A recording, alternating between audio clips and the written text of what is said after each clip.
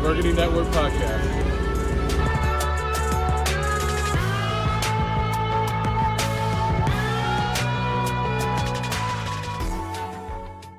What is going on, everybody? Welcome to the Burgundy Network podcast, part of the Believe Podcast Network. And boy, this is going to be a good one to talk about, Brian. As always, I'm your host, Josh Taylor. And like I said, joining me, Brian Murphy. Just watched the Braves go down in Atlanta fashion. They are a little lead going away late. You all right over there? I mean, that's two losses now for Washington and then Atlanta. Yeah, Atlanta got up 2-0. A couple games they probably had no business winning, so they still got a shot. But yeah, that was a bummer. So just kind of adds to it after Sunday, man. You said this is going to be a good one, but there's nothing good to talk about, honestly. Yeah. And it's going to be a juicy one. Yeah, it'll be good to get some stuff off our chest. That's for sure. Absolutely. But yeah, like it pains me seeing like Schwarber bomb every single game, it seems like, and then Trey Turner doing his thing and Max Scherzer. It's just a lot of DC pain, even though it's like my only two DC teams really is Washington football team, and then I like the Nationals. I mean, I like the Capitals too, but I'm a Grizzlies fan for basketball, so I could care less about the Wizards. They suck anyways. Sorry to 90% of the people who watch this possibly. But speaking of other sports, you know, it is football season, but by God, NBA is ramping up. It's a fun time, and MLB playoffs going on right now, so that's a great time to plug our podcast sponsor, BetOnline, who is the number one BetOnline place because there's brand new website, new odds and props going on, and I bet the over in Washington and the Chiefs like everyone did, and that was the one thing that seemed like didn't hit that game, which was nuts. And we'll talk about that. It's our offense's fault. But BetOnline is literally the easiest way to place all of your sports bets. So whether you are a football betting fan or you're good at basketball, I feel like I don't know why, but I'm really good at betting basketball, even though like half the time I don't know about the NBA teams. But BetOnline is the easiest way to do that. So sign up today on the website or your mobile device. You get a 50% welcome bonus when you use the promo code BELIEVE. That's BLEAV. So sign up so you don't miss out on these MLB playoffs. Just bet against the Braves, and you'll probably do pretty good in the playoffs. So go ahead and join because the NFL season, it's getting wacky. It's getting crazy. And we thought it would get a little crazy. We thought Washington would have a chance to beat Kansas City.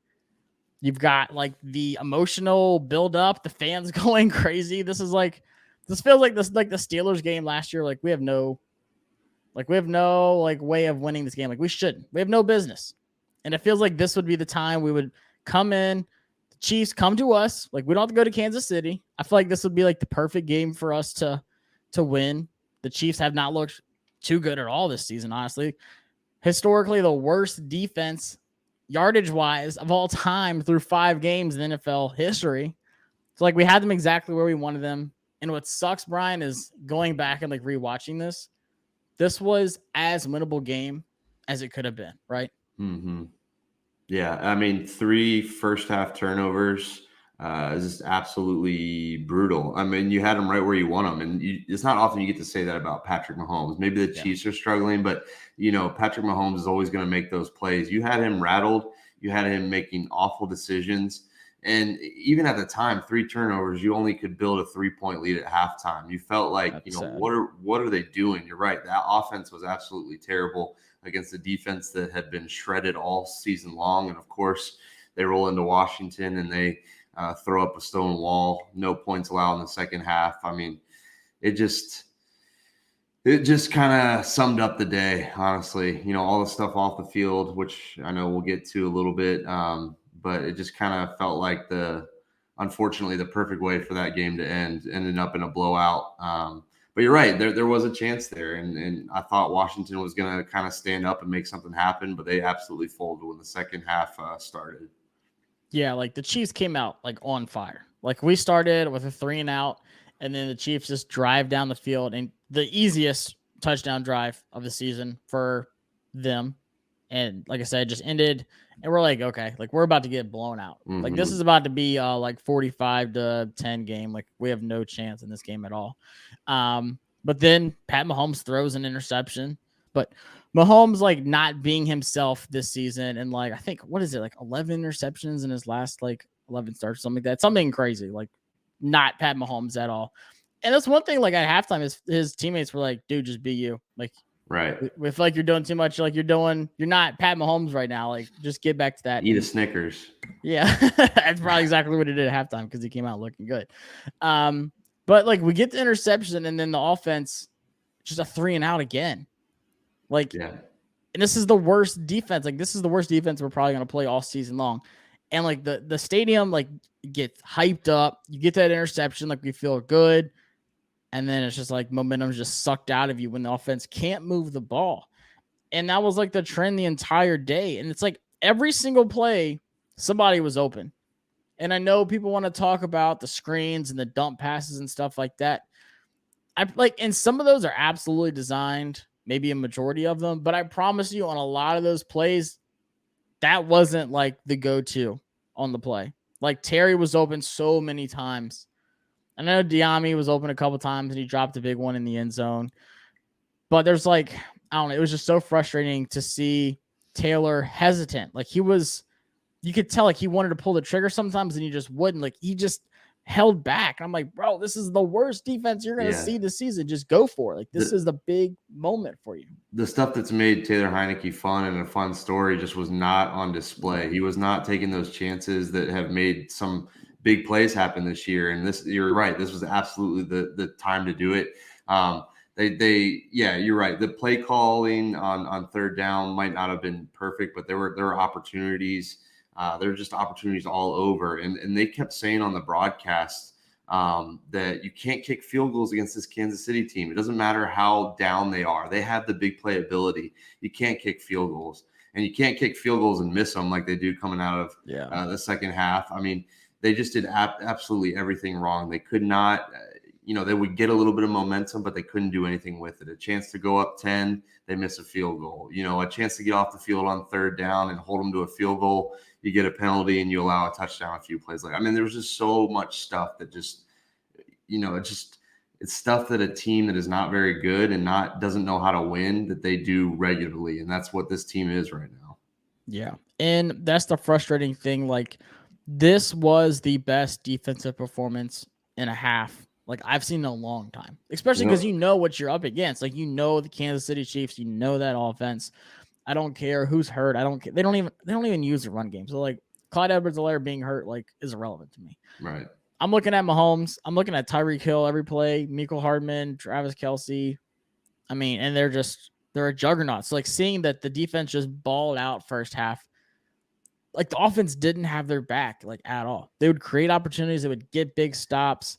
Even when Antonio Gibson fumbled, that next drive, like 2 or 3 plays later, Cole Holcomb rips the ball out of Mecole Hardman's hands, causes a fumble, and we only get 7 points off of 3 turnovers in the first half and only 13 total points in the whole first half. Like, that's not good enough. Like, if you have those opportunities, like you said, you have to, like, make something out of it. You have to capitalize on that, especially against a good team. Like you said, field goals are not going to win you games. It's like playing the Warriors back when it was Steph, Clay, and Durant. Like, oh, look, if we make all these layups and a couple jumpers, like, no, you have to. Yeah. They're going to shoot. They can shoot. They're going to put up points. You have to be able to answer and shoot back. Like, and we just couldn't shoot back. Like, we didn't have the firepower in offense, whether it was Gibson getting banged up. I mean, you can talk about, like, Gibson fumbling it. But like I said, defense got the ball right back. So like, that wasn't even like a big moment for the offense. There was just so many opportunities, and I feel like we couldn't get it. And Terry said after the game, he was like, he admitted, he's like, the opportunity was there. Me and Taylor could not connect. And I think he had 8 targets and only 4 catches. Yeah.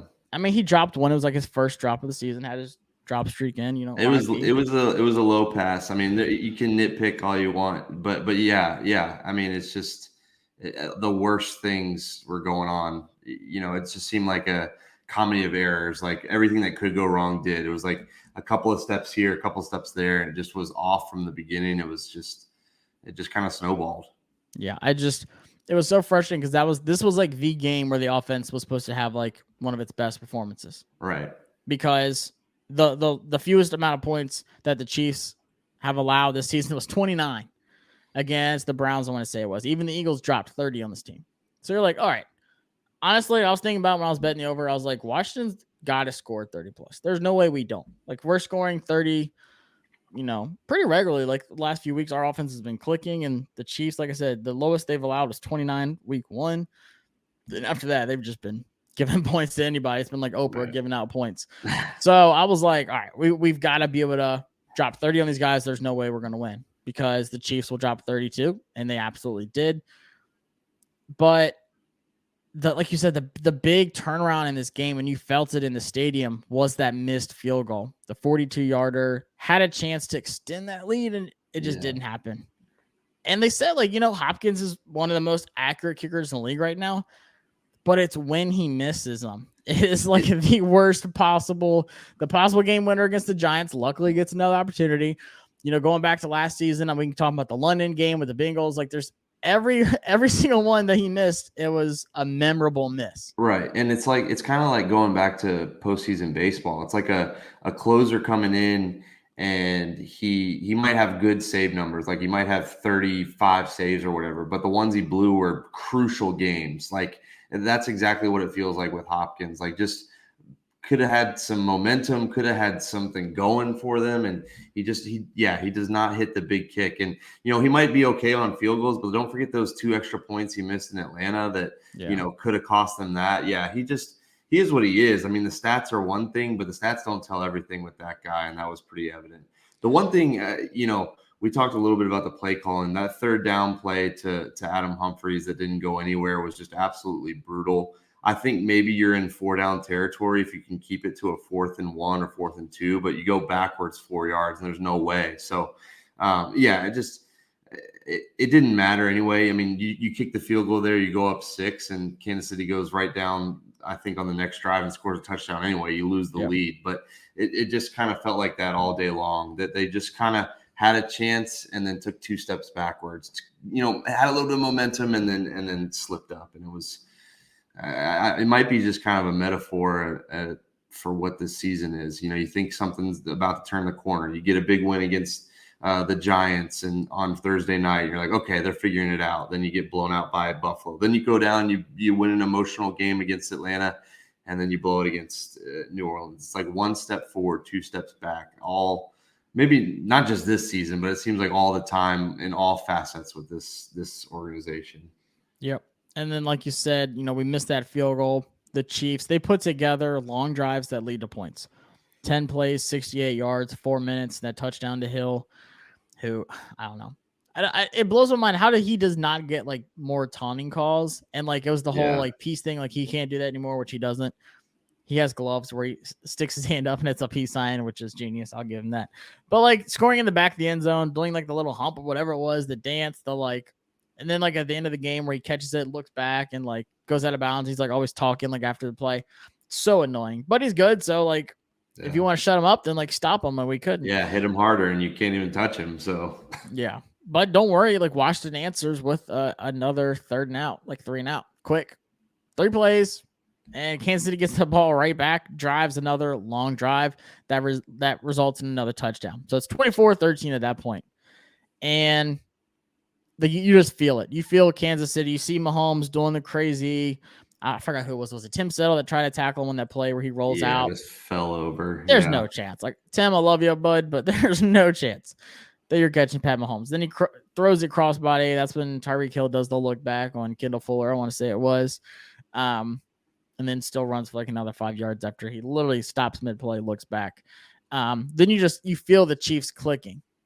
Mm-hmm. And you're like, okay, well, this wasn't the defense we saw in the first half. But honestly, how much fault do you put on the defense? Like, you did everything possible in the first half. Your offense did not help you out. This defense has been terrible, like ungodly all season long. And we know how good this Chiefs team is. Like, what happened in the second half is what we expected the whole game. So are you mad that they even showed up for like half of a game, like the way that they did? No, yeah. I mean, yeah, it was encouraging that first half because we were like, okay, this is the defense that we were sold in the offseason. This is what we were expecting to see, especially with this gauntlet of quarterbacks coming up. We were like, this is the team. They're finally rising to the occasion. They know that they've got Rodgers, Brady's, Mahomes, all these guys on the schedule. This is what we expected from week 1. And they balled out in that first half. You forced 3 turnovers in the first half. I mean, most teams win that game. I'd love to see the number. You force 3 turnovers. You sack Mahomes 3 times. How many times does he lose that game? I mean, I'm willing to bet that he doesn't have a very good record if that happens. And somehow they find a way to blow it in the second half. But you're right. There's nothing they can do when they're on the field for that long in the second half. The offense has got to help them out a little bit. And I mean, a little bit there. And they didn't help them out at all. They didn't do anything to sustain a drive in the second half. It's like they just kind of wet the bed. And you can say the defense played poorly in the second half, which I think could potentially be true, but it's hard to hang that all on them when they're out there for twice as many plays as the offense was. They were put in a bad spot, and it's got to be kind of deflating when you finally show up and your offense is not able to capitalize on any of the stuff that you're doing. So, I don't want to dog too much on the defense. I still think they have issues. I still think the corners are not great. William Jackson III, woof. But Fuller, woof. Yeah, but missing tackles, no effort. Like the whole secondary has no effort except Ben St. Juste, who got targeted only 1 time Sunday, by the way. Pat Mahomes knew who not to throw to. Yeah. So it's hard to, there's certainly stuff to fix. They're not perfect, but it's hard to really bang on them this week because the offense did them no favors. Yeah. The defense still allowed almost 500 total yards, 390 passing, 6.4 yards per play. That is atrocious. But our offense was 7 for 14 on third downs. So 50%. You're not going to win many games like that. We only had 15 first downs compared to Kansas City's 29. So literally almost double what we had. And like we said, this Chiefs offense is, obviously top in the league. You've got Hall of Fame, I'd say rightfully so, a Hall of Fame caliber quarterback. He will be eventually. Mm-hmm. I say Kelsey's going to be in the Hall of Fame. I don't see a way that Tyreek Hill doesn't eventually make it. I think it's, definitely an argument. So you have 3 Hall of Famers possibly on one offense. I mean, Hall of Fame, but, top of the game right now. Yeah. So, yeah, no slouch whatsoever. Not at all. And they score a touchdown. Like I said, offense is 3 now. You want to break your defense easily, you give them a minute or 2 of rest and then tell them to go back out there for 5 minutes and get smacked around on another touchdown drive. Yep. Like that does not help them out at all. So like you said, the first half defense is exactly what we expected all season long, which we haven't seen until now. And you're like, okay, they've done enough to keep us in the game, but we didn't capitalize on turnovers. We couldn't sustain long drives like Kansas City did. It was still 3 and out, 3 and out, 3 and out, 6 and out, 7 and out. Like it was just quick drives. And the defense is like, good God, man. Like we got to see Pat Mahomes again. Right. Like, yeah, give us some slack. Like, and meanwhile, the Chiefs are running like a 4-minute offense each of their drives. I mean, they're milking clock. They're taking just time down. The game. Yeah, I mean, they absolutely ran it perfectly. And how could you not? I mean, when you see a tired defense, you're just going to keep running it at them. Why not? Wear them out. And that's absolutely what happened. And so that's why you go back. It's hard to blame the defense with that first half performance. They put them in position to win the game. And, when would you think that would happen, that this team had a chance to beat Patrick Mahomes? And the defense did that in the first half, but got no help whatsoever. And it fizzled out like we kind of pictured it would. Yeah, if you told me that we would have had a 13-10 lead at halftime, I'm ecstatic. Mm-hmm. Anyone on the team, like Ron Rivera would probably cry if you told him we were up 13-10 at halftime. Like, right. And you'd let them get down into field goal range and still force an interception. So there's all kinds of momentum, man. I mean, like that place was nuts, dude. Yeah. I can only imagine. That was more hype than the Giants game because we're like, oh, we lost. Oh, we won. A very anticlimactic flag, try again way. So, like, I mean, Thursday night was hype. But, dude, halftime was intense. And then there's just, like, the letdown of this retirement ceremony we'll talk about. But, and then, like I said, just like that missed field goal just sucked it all out because the Chiefs were like, no, we're not going to play like we did the first half. We are going to score almost every single possession.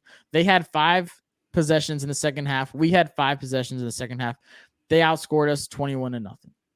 You're not going to win a game like that. And I'm looking at these stats, and it's not even just like the stats. It's what I saw. Taylor Heineke, 24 for 39, 182 yards, a touchdown, and interception. An interception to a D lineman, by the way. I don't even know how that's possible. Never even heard of the guy that intercepted. It wasn't like Arnold went up there. It wasn't like Montez Sweat who does it. He literally grabbed it off the dude's helmet. Like, how is a pass that low? It's bad. It's really bad. Heineke was bad, and teams are figuring him out. I mean, it was a nice kind of Cinderella story, you know, making some plays on the run, which that avoiding that sack was kind of awesome. I don't know how he did that. Never hit the ground. Didn't matter because he but still just in the ground. Teams are figuring him out, and so he's got to respond. He's got to figure it out. But he's had his 2 worst games in back-to-back weeks, so you know, it's tough to watch sometimes. He definitely left. I mean, we've already talked about it. He definitely left a lot of stuff on the field, and that's frustrating. You can't do that in the NFL because NFL teams will make you pay, and especially the quarterbacks they're facing are going to make you pay. Aaron Rodgers, you miss a throw, Aaron Rodgers is going to come out that next drive, and he's not going to miss it. So they have no room for error, and there's a lot of error right now. Yeah, the 3 plays that stood out to me was the Ricky Seals-Jones touchdown. He was wide open for a long time. And like Taylor went through his progressions, and like I feel like he looked at Ricky Seals-Jones, it took him like a solid second or two to be like, all right, I'm throwing it. Like Ricky Seals-Jones was literally standing there like, please, like, bro, throw it to me. He did. I really thought the linebacker was going to catch him because he underthrew it. But, you know, it's hard to nitpick on a touchdown, but you're right. He could have walked in, had no trouble, but it made it a little more exciting than it needed to be. Now I think about there's a Terry route. He was in double coverage early in the game. He was running towards my seat, which is like, if you're looking at the stadium, like the field with like the logo facing you, it's like the left side, double coverage. And he threw this kind of pass twice, and it's the same one that he caught against the Chargers. But like Terry will have, you know, he'll be running his route. He has the DB exactly where he wants him. He has a separation. And if you throw the ball in front of him, it is an easy catch. Right. But for some reason, Taylor loves throwing it behind him across his backside. So he's like turn mid route and like toward his body. He's been spoiled. He like dives this way. Like he's been spoiled by Terry making that catch before, but you know, it's not realistic to ask your guys to do that every time. No, so he had that one long one on the left sideline, which would have been a big gain early. I think that drive went 3 and out. Yeah, it did. It was after the Mahomes interception, I want to say. And then there was another time on the other side in the end zone when he did that. Like, it's just, I'm like, he puts the ball at the worst possible place. And like you said, he makes that catch against the Chargers, but don't expect that every single time. Like, he's going to get hurt, like trying to twist his body. And, you know, God forbid if he catches it and like the DB like falls on him or something, his body's like twisted like a pretzel. It's not ideal. So the offense isn't clicking. Taylor isn't running, which is what he does best. I hate to say it. He's a better runner than he is passer. I think it's very evident. And you just don't see that connection there. So it was just, I don't know. It's just like that. Even when big plays happen, like you said, all right, this is our chance, like make a long drive. Like this is an easy defensive score on, like move the ball with ease. Like we should be able to. And it just stalled out. Like I said, dump passes, incompletions, short runs, like you name it. It was just the most boring drives we could have possibly had against the worst defense in the NFL. Yeah, and there's no excuse. I mean, we talked about how bad this defense was. They should have been matching them step for step. And it has nothing to do with trying to be as good as Mahomes. It has everything to do with how bad that defense had played. And speaking of momentum, Tyrann Mathieu was flipping out. I don't know if you could see it in the stadium. He was flipping out like he had it by halftime. How do you not take advantage of that? How do you not exploit that coming out at halftime? And so whether that's coaching or ineffectiveness or all of the above, it was just really bad. And there's no excuse for the offense. You know, the defense is what it is. They contributed, and then Mahomes remembered who he was, and he's going to do that against the best defenses in the world. But the offense against that defense, no excuse to be that bad and only put up 13 points, score 1 touchdown, no points in the second half. I mean, there's no excuse, and it's bad. You're not going to face a worse defense. Literally, not going to face a worse defense. You can't face a worse defense than what you faced. And so, you can't feel good about this offense right now, especially now that Gibson's banged up. I think he was having an MRI. Not sure what the results of that are. Didn't look good. It's just Curtis Samuel's probably gonna not be a huge contributor this year. I mean, it's hard to feel optimistic about the the offense especially, and then what the defense has done up until first half. I mean, it's deflating. Yeah, and it's funny that you mentioned the whole Tyrann Matthew thing. Like, he legit took his helmet off, stormed to the sideline, and was like screaming at the top of his lungs, and was just like, I mean, I've never seen him like that mad. Like, after a play, like, it wasn't like a timeout or anything. He took his helmet off and he was just like flipping out, going towards the sideline, yelling and stuff like that. And it was like a second and long, I want to say, we picked up. It was like a JD McKissick like dump pass, wasn't it? And I can't even remember. I remember, just hearing it and was, seeing him on the sideline, and but there was a couple times where he flipped out. Like, they let him get right in the second half and make adjustments. And that's the thing. Like, I feel like the second half, like, the offense gave Kansas City every opportunity to win the game. Like, hey, we're just gonna do a little 3-and-out. Sorry, here's the ball back. Like, score again for us.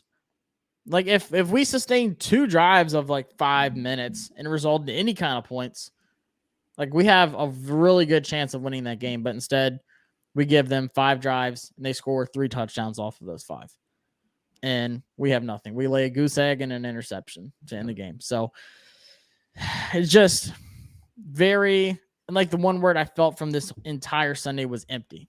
Like, the ceremony felt empty. The lead up to it, like, everything about it was empty. Like, first half was so hype. Like, I feel like that was probably like the most fun I've had at that stadium in a while, just because we're like, holy crap, like, this feels like a win to us. Like, we were up at halftime against one of the best teams in the NFL. Like, this is the best we've looked on defense. This is what we've been wanting for. And then, like, we're like, sweet, the ceremony is going to come up, and it just sucked. And then second half just felt like a regular Washington game. And then afterwards, like, everyone's like, the entire day just blows. Like, it reflected the game in the second half reflected kind of how that day went in the optics of that game and that situation and the halftime. And it's just, you don't want the team to lose, but it almost, maybe that's a wake up call that it's that bad. And I don't know, man, it's awful. I will say the only good thing I saw of the game is that was Cole Holcomb and Jamin Davis's best game all season. Yeah, Holcomb ran that route for Travis Kelce. He had to tackle him to save another interception. That was impressive. And then the forced fumble by Holcomb. He certainly made some plays this year where you think he's taken a step in the right direction. And kind of, if there's anything to feel optimistic about, like, maybe we kind of have a couple of young linebackers that'll make some plays. Yeah, and this was Jamin Davis's most snaps by far. He had 46 out of the 82, which is 56% of the game. 11 tackles, 5 solo, 1 QB hit. He's the one that rushed Patrick Mahomes that one play when he rolled out. And then Cole Holcomb played every single snap. He had 10 tackles, 9 solo, 1 sack, 1 pass deflection, and 1 QB hit. And I think there was at least one play where Davis was lined up on Tyreek Hill. I think Hill made the catch, but he was step for step with him, which is insane. You don't say that about anybody keeping up with Tyreek Hill. But, like, the thing that impressed me the most, Jamin Davis is, like, run stopping yesterday was phenomenal. Like, he's being more reactive. He's being more, okay, I know this guy's getting the ball. I'm going to, stuff the hole before he gets there. Or if the running back is heading that way, he's getting there quick. So that was the only good thing defensively I really saw. I feel like a lot of Pat Mahomes, like, passes were, like, going off his players' hands. That's been, like, a theme this season too. Like, the one I think Tyreek Hill, the one that Kendall Fuller picked off, which our social team put Kyle Fuller, by the way, on Twitter, which was a big fumble, speaking of turnovers. But, yeah, I felt good about that. Like, I don't know. It's such a weird game because you take away some good things, but, like, we still look terrible.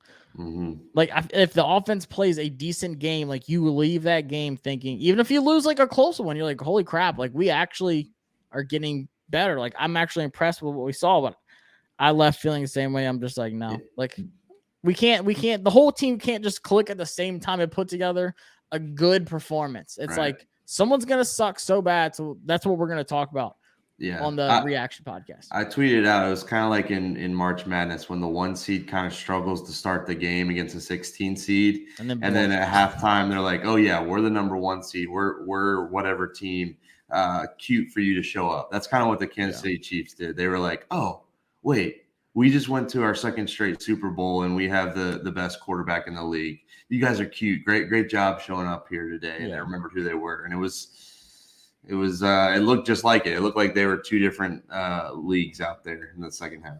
Yeah. So, anyways, game sucked.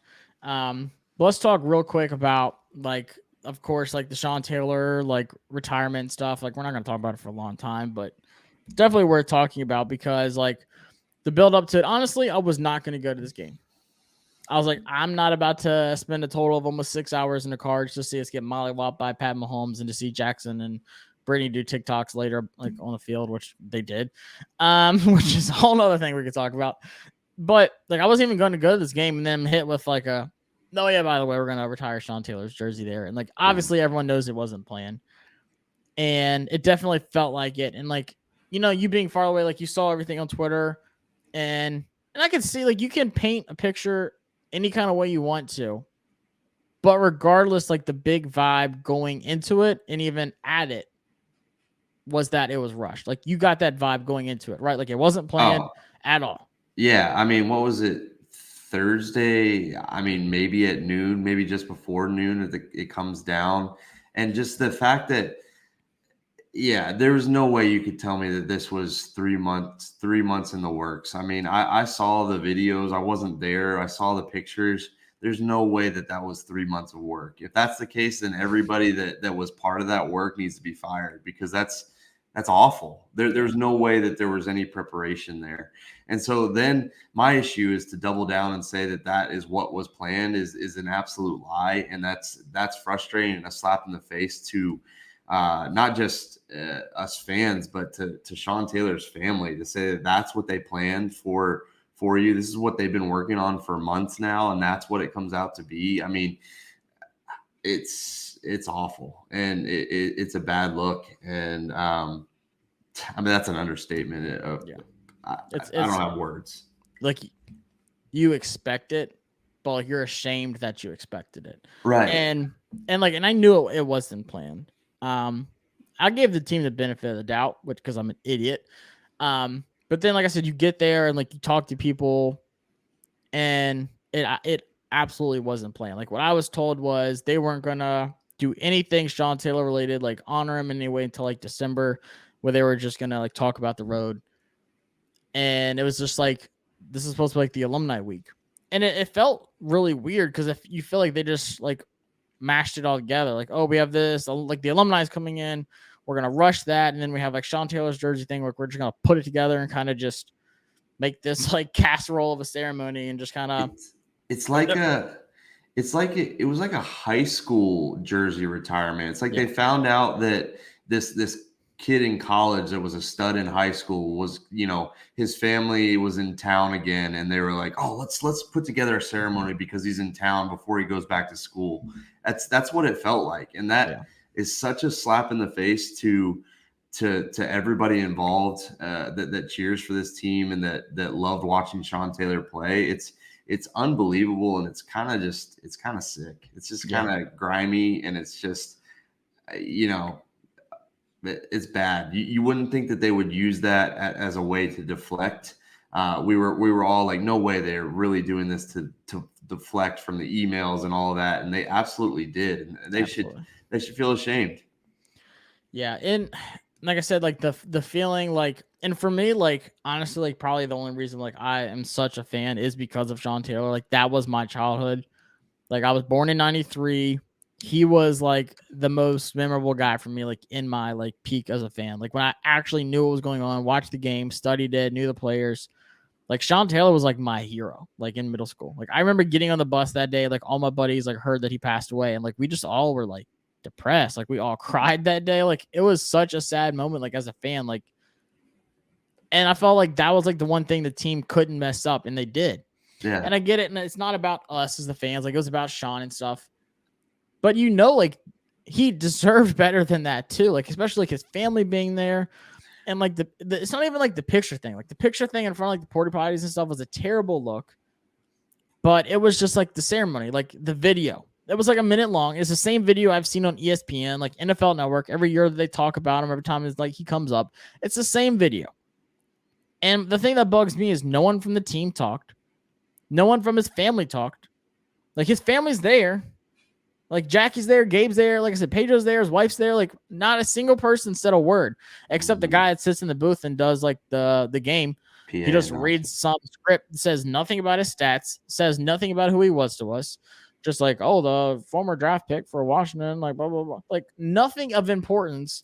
You have all these alumni here. Clinton Portis is there, like taking pictures and posting it like with Gabe and stuff. Like there's like so many opportunities of like just sentimental stuff. And not one single person said anything or like made it feel like an actual ceremony celebrating Sean Taylor. It just felt like more of an activity just crossing it off of your like to-do list. And the biggest thing for me was, for all of Dan Snyder's faults, and there are many, the one thing that I think everybody could get behind was that he was a fan. You know, he made a lot of his decisions because he loves this team so much, and he claims to have to love this team, and he claims to have loved Sean Taylor, never gave the number out, never, you know, the closest he came was Landon Collins getting a signed jersey because he idolized him, and that was important to him. Like that was a big moment. He talks about like how much he cares for, you know, for this team and for Sean Taylor specifically. And this is how you honor the guy.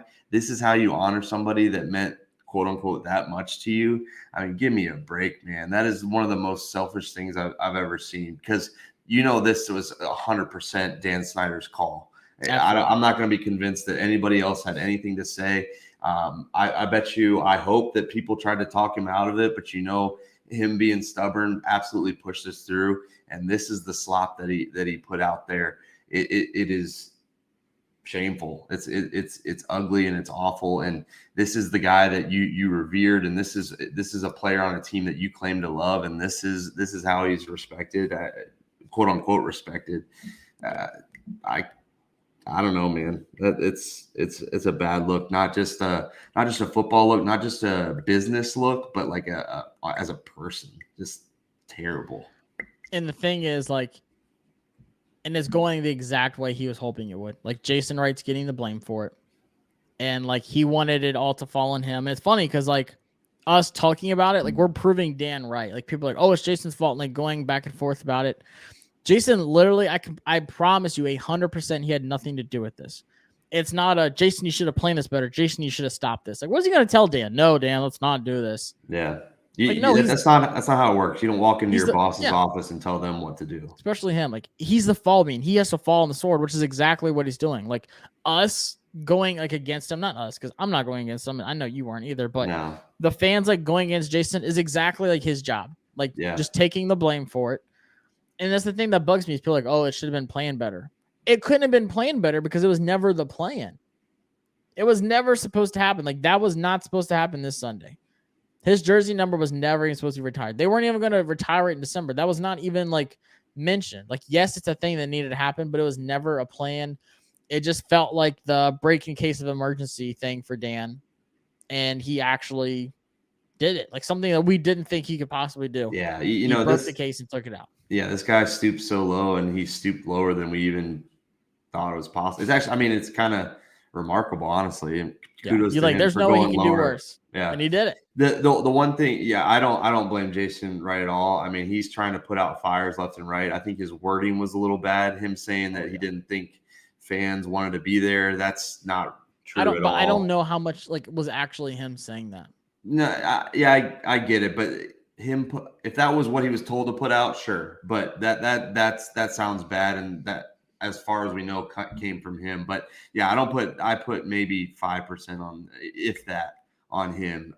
He just is now trying to put out the fires later, and he's the guy that's getting burnt left and right because Dan Snyder just refuses to address anything. I mean, he shows up for pictures when it's good, and then he's nowhere to be found. Yeah, and I tweeted out like somehow like I left that game and I like took a step back because like when they, and once again I'm not trying to make it about me because it's not, but like I said, Sean Taylor is the most important thing to me about this team, like hands down. Honestly, like this might be bold, it wasn't the name or the logo. That might be a hot take, and like I might get backlash on that, but like the most important thing to me on this team was Sean Taylor and like how much he meant to me as a fan, like growing up. Like that's just what I had. Like people have like the glory days, Super Bowls and stuff like that. I didn't have that. You didn't have that. Right. So like for me, Sean Taylor was like my Super Bowl win. So like I left that game being like, that could have been so much better. It deserved to be better. Not even for like us, not even for the fans, but like you just thought to yourself, like, man, there could have been so much more for Sean. Like Clinton Portis could have talked. Like I said, it could have been like a whole like week of stuff for him. It could have been like a whole game day experience, not just like taking a picture of a painting or like painting something on the grass, but like people talking about it, like his memories being talked about, like how good he was getting talked about. Like I said, Clinton Portis was there, like, and like the video they show Clinton Portis talking, but the guy is on the field and you don't have him say anything.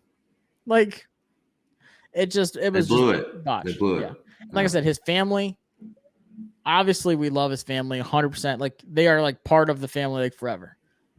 We would have loved to hear from them, like, or like them to know how much they meant to us. Right. Like there was nothing about the family in the presentation. It was just like, oh, joining us on the field is blah, blah, blah, blah, blah. It wasn't like, like we love y'all. Like this is like for y'all. Like we're here to support y'all. Like Jackie was crying. I was like tearing up, dude. She's like the most sweetest human being.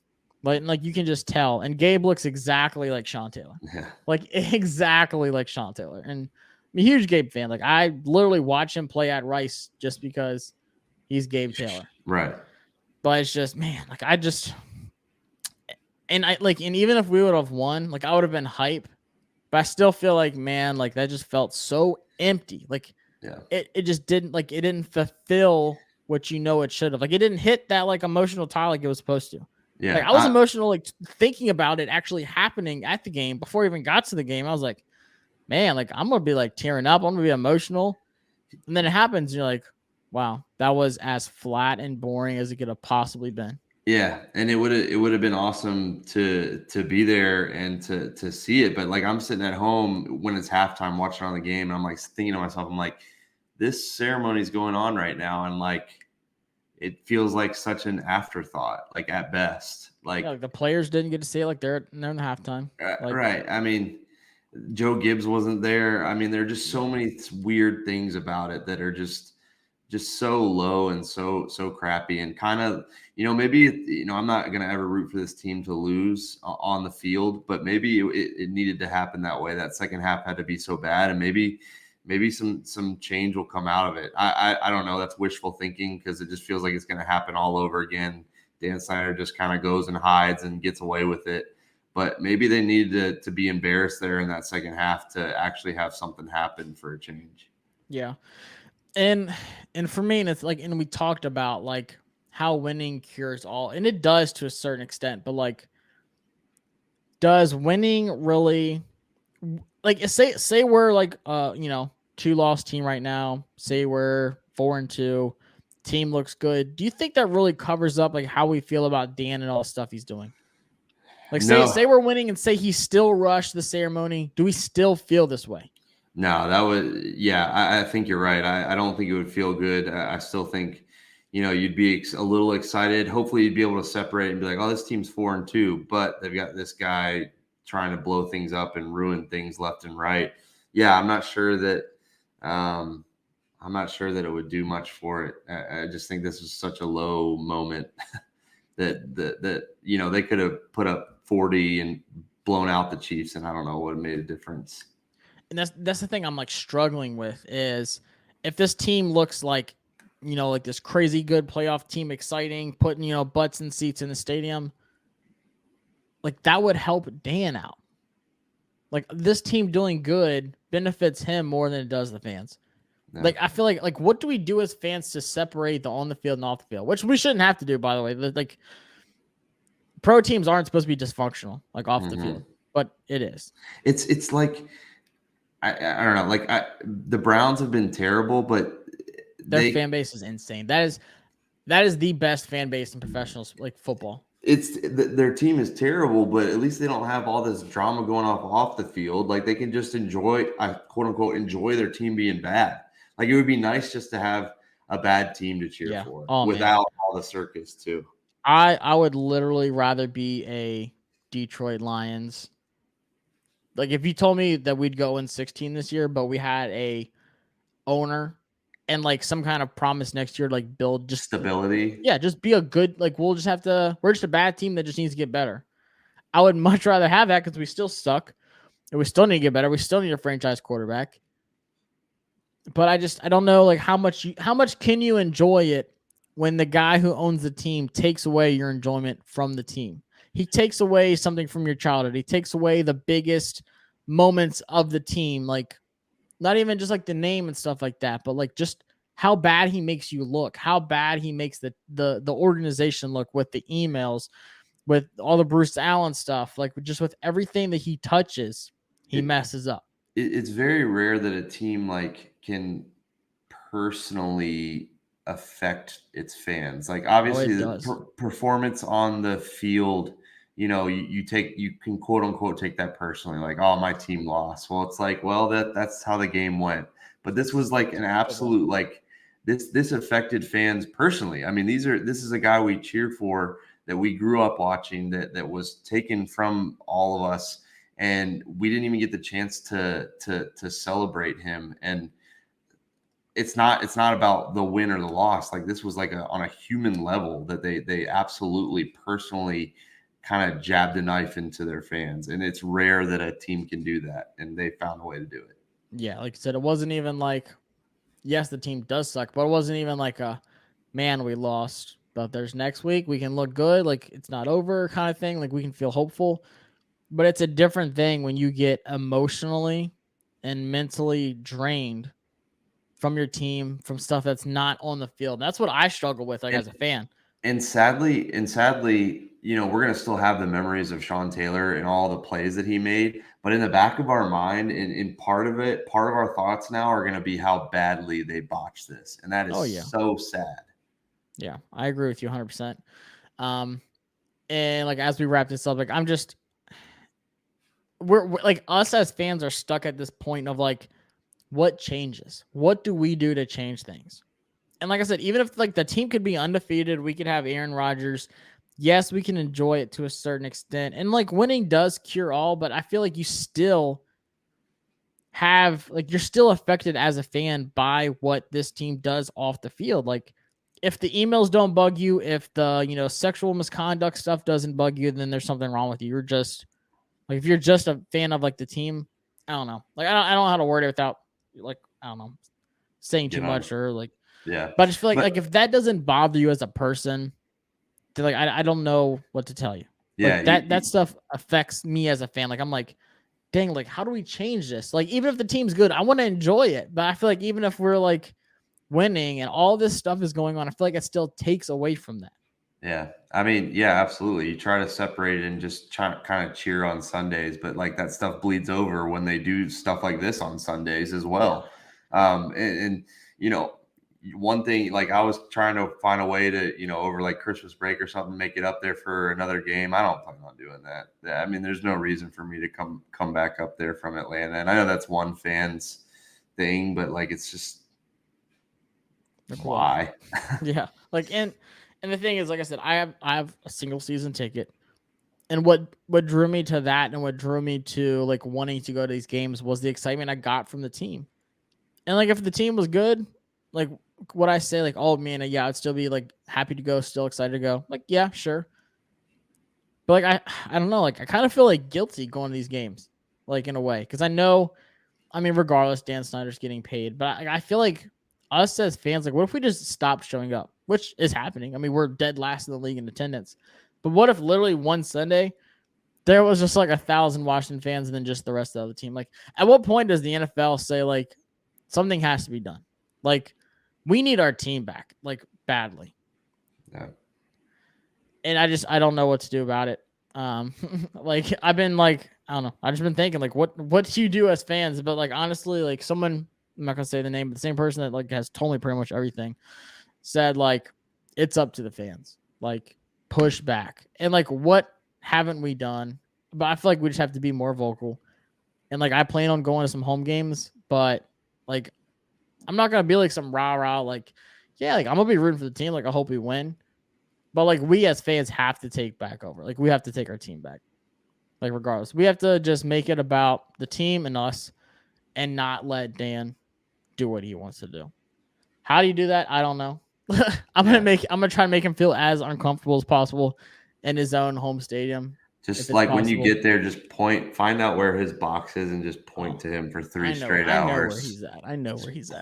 Point to it. Point to him or like thumbs down at him just for 3 straight hours. Just do like what was it like in like Gladiator? Yeah. The thumb down.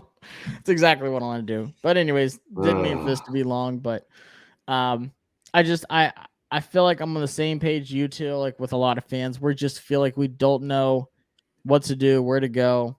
Like you just feel you're confused as a fan. Like, how do you separate the on the field and off the field stuff?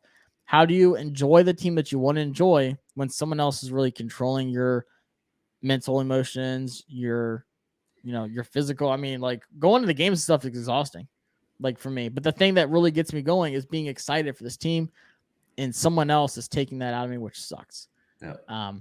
But anyways, the team's still gonna play. Like we're still fans. Like we're still gonna talk about it. But it's just the Packers are Sunday with Aaron Rodgers, who's getting in a groove, and it's at Lambeau, so get ready. But yeah, I didn't mean for this to be long, but I feel like it had to be said. Like I feel like it was good.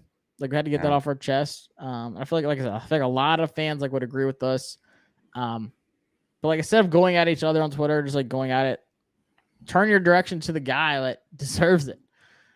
And he knows we hate him, but like just keep showing it. I'm just trying to keep voicing my opinion and like pray until something happens. Like push back until something happens. So anything else you want to say before we log off? I'm beat down. I think that does it. And yeah, I'm just going to try to enjoy what little there is to enjoy on Sundays and not try to get worked up the rest of the week, even though I know that's hard. Yeah, I'm supporting the team. Like I'm still going to be a rah-rah towards the team, but towards the organization, I feel like I can't be like I have been. Like I'm going to support the players. I love Terry McLaurin. I love Chase Young. Ron Rivera is a stand-up guy. I think Jason Wright's a stand-up. Like there are so many awesome individuals in the organization. So I'm going to support them, and hopefully that'll kind of get me through the rest of the season. Yeah. But like I said, just us as fans need to just take the team back over. That's all I got to say.